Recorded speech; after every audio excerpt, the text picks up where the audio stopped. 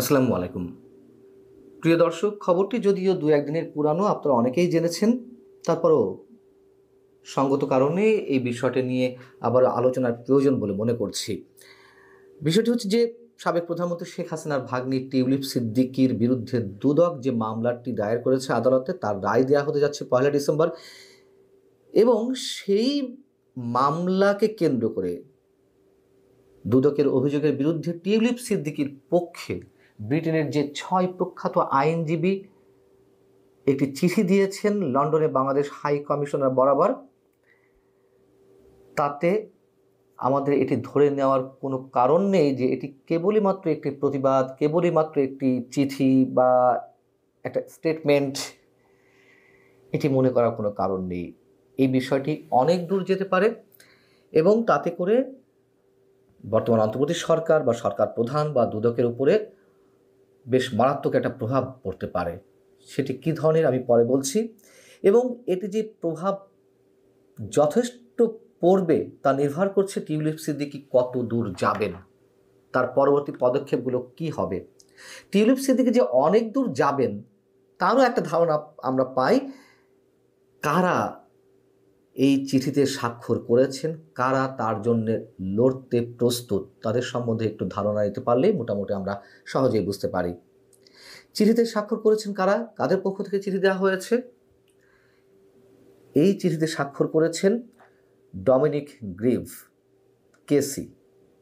কেসি সম্পর্কে আমাদের হয়তো অনেকে ধারণা নেই, অনেকে ধারণা থাকতে পারে। অর্থাৎ কিংস কাউন্সিল, কিংস কাউন্সিল আগে ছিল কুইন্স কাউন্সিল। যেহেতু ব্রিটেনের রানী শাসিত ছিল বা রানীর সর্বোচ্চ পদমর্যাদা ছিল, শাসিত ঠিক নয়, এখন তো রাজা চার্লস, সেহেতু এখন বলা হয় কিংস কাউন্সিল, অর্থাৎ সর্বোচ্চ উপাধিপ্রাপ্ত আইনজীবী পেশায় সিনিয়র লয়ার হিসাবে। এই ডমিনিক গ্রিভ আবার একজন সাবেক অ্যাটর্নি জেনারেল, যিনি কাজ করেছেন 2010 থেকে 2014 সাল পর্যন্ত।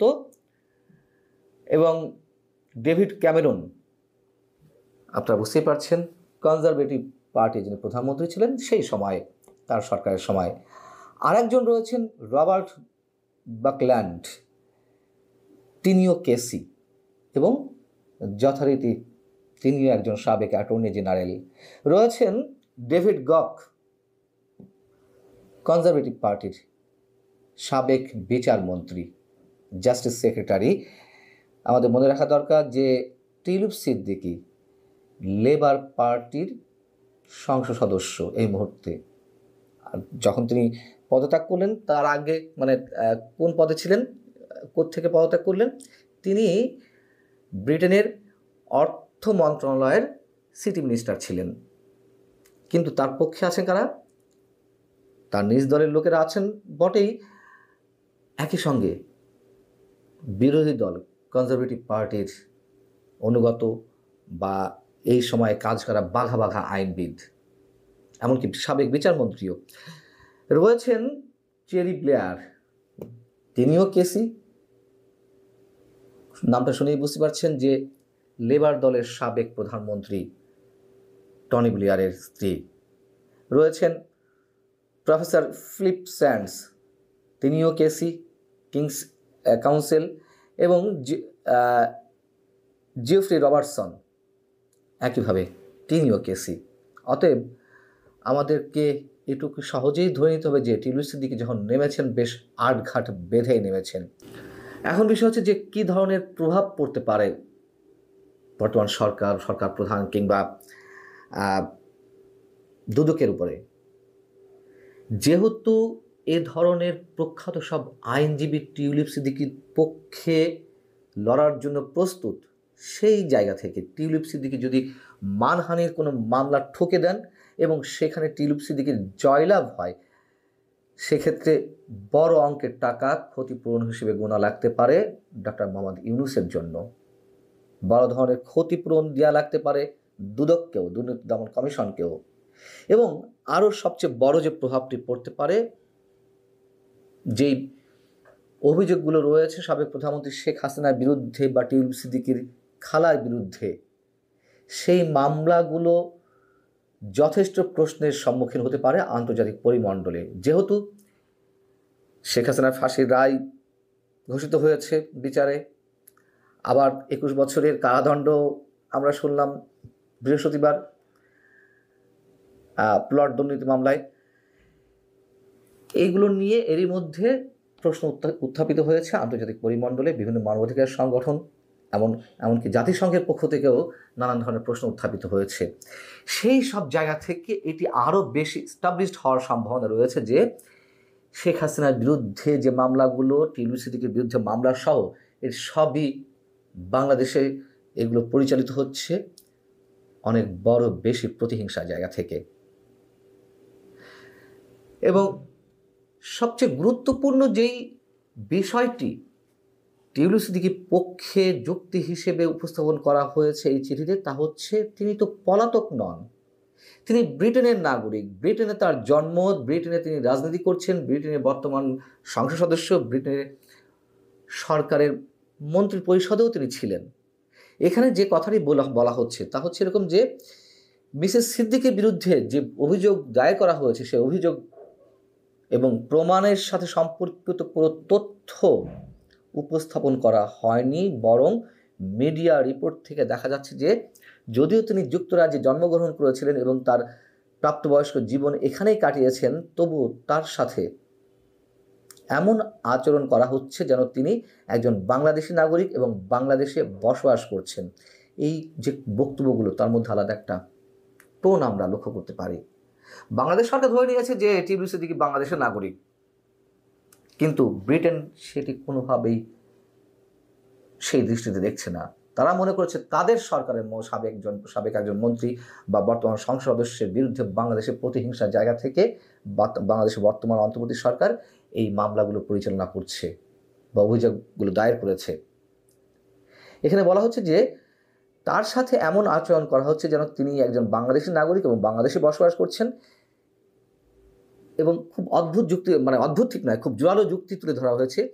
তিনি যেসব নথিপত্র দেখেননি সেগুলি প্রসিকিউশন কর্তৃক বাংলাদেশের ঠিকানাগুলিতে পাঠানো হয়েছে, যেগুলির সম্পর্কে তার কোনো জ্ঞান বা সংযোগ নেই বলে তিনি দাবি করছেন। অর্থাৎ টিউলিপ সিদ্দিকীর বিরুদ্ধে যে অভিযোগ বা নানান ধরনের নথিপত্র কোথায় পাঠানো হচ্ছে, বাংলাদেশের কোনো একটি ঠিকানাতে টিউলিপ সিদ্দিকী একটি ঠিকানা পাওয়া গেছে বা দুদক মনে করেছে এটি তার ঠিকানা, সেগুলোই তাদের নথিপত্রে সংযুক্ত করা হয়েছে এবং সেখানে যাচ্ছে। বলা হচ্ছে যে এই নথিপত্রগুলির জবাব দিতে এবং আদালতে হাজির হতে না পারার কারণে দুদক এবং প্রসিকিউশন এই সিদ্ধান্তে উপনীত হয়েছে যে মিসেস সিদ্দিক একজন পলাতক এবং অনুপস্থিতি তার বিচার করা যেতে পারে। এই ধরনের প্রক্রিয়া কৃত্রিম এবং মামলা পরিচালনার একটি কল্পিত এবং অন্যায্য উপায়। যেহেতু তিনি যুক্তরাজ্যে থাকেন এবং যুক্তরাজ্যের একজন নাগরিক, তাই তিনি স্পষ্টতই পলাতক নন। তিনি একজন নির্বাচিত সংসদ সদস্য যার সাথে হাউস অফ কমন্সে যোগাযোগ করা যেতে পারে। মানে বলা যাচ্ছে যে সরকার যে আসলে এগুলো ইচ্ছাকৃতভাবে তাকে জবাব দেওয়ার সুযোগ দেওয়া হচ্ছে না, তিনি যাতে মামলায় লড়তে না পারেন সেই সুযোগগুলো দেওয়া হচ্ছে না। তিনি তো ব্রিটিশ এমপি, এটি বাংলাদেশ সরকারের খুব ভালোভাবেই জানার কথা, সবাই জানে। তাহলে ব্রিটিশ পার্লামেন্টে তার ঠিকানায় কেন পাঠানো হয়নি তার চিঠিপত্রগুলো? তারা বলছেন, এই 6 প্রখ্যাত আইনজীবী, যদি তার প্রত্যর্পণের জন্য উপযুক্ত কারণ থাকে তবে অভিযোগের মুখোমুখি হওয়ার জন্য তাকে বাংলাদেশে প্রত্যর্পণ করা হবে। যে যথাযথ প্রসিডিউর মেনে তার বিরুদ্ধে যত যা অভিযোগপত্র সব পাঠানো হোক, তাকে না করা হোক, এবং তিনি প্রস্তুত, তাকে পাঠানো হবে, আমরা তার হয়ে লড়ব। যুক্তরাজ্যের পার্লামেন্ট সদস্য টিউলিপ সিদ্দিকী বাংলাদেশের নাগরিকত্ব রয়েছে, একথা আবার দুদক গণমাধ্যমে জানিয়েছে। এর আগে দুদকের আইনজীবী যুক্তরাজ্য ভিত্তিক যে একটি প্রভাবশালী গণমাধ্যম ফিনান্সিয়াল টাইমসকে এই তথ্য আগে জানিয়েছিল। যদিও টিউলিপ বলে আসছেন যে বাংলাদেশে তার কোনো নাগরিকত্ব নেই, এবং এটা তো খুব সহজে বোঝা যায় যে এই ধরনের কোনো কিছু যদি থাকতো তাহলে তিনি সেখানে রাজনীতিই করতে পারতেন না। এত সহজ না বিষয়গুলো। এছাড়া ওই চিঠিতে আরও অনেক বিষয় উল্লেখিত হয়েছে যেগুলো আপনারা এর মধ্যে জেনেছেন, যে তাকে মামলার জন্য ন্যূনতম অধিকারটুকু দেওয়া হয়নি এবং তার আইনজীবী নিয়োগের সুযোগ দেওয়া হয়নি, তিনি যে আইনজীবী নিয়োগ দিয়েছিলেন তাকে গৃহবন্দী করে রাখা হয়েছে, তাকে হত্যার মানে তার মেয়েকে হত্যার হুমকি দেওয়া হয়েছে, এরকম আরও বেশ কিছু অভিযোগ করা হয়েছে। শেষে এসে এখানে বলা হচ্ছে যে ক্ষমতাসীনরা দুদকের পক্ষ থেকে বা সরকারি দল তো নয়, মানে সরকারের কর্তা ব্যক্তিদের মধ্য থেকে অনেকে এমন সব মন্তব্য দিনের পর দিন অসংখ্যবার গণমাধ্যমে করা হয়েছে, এমনকি ডক্টর মোহাম্মদ ইউনূসও করেছেন টিউলিপ সিদ্দিকীর বিরুদ্ধে অযাচিত মন্তব্য। তাতে করে এই 6 প্রখ্যাত আইনজীবী মনে করছেন যে এটি কোনোভাবে, এই বিচার প্রক্রিয়া কোনোভাবে নিরপেক্ষ এবং হস্তক্ষেপ মুক্ত নয়। আমাদের এখন দেখার বিষয় টিউলিপ সিদ্দিকী আসলে কত দূর যান। ভালো থাকুন সবাই, আল্লাহ হাফেজ।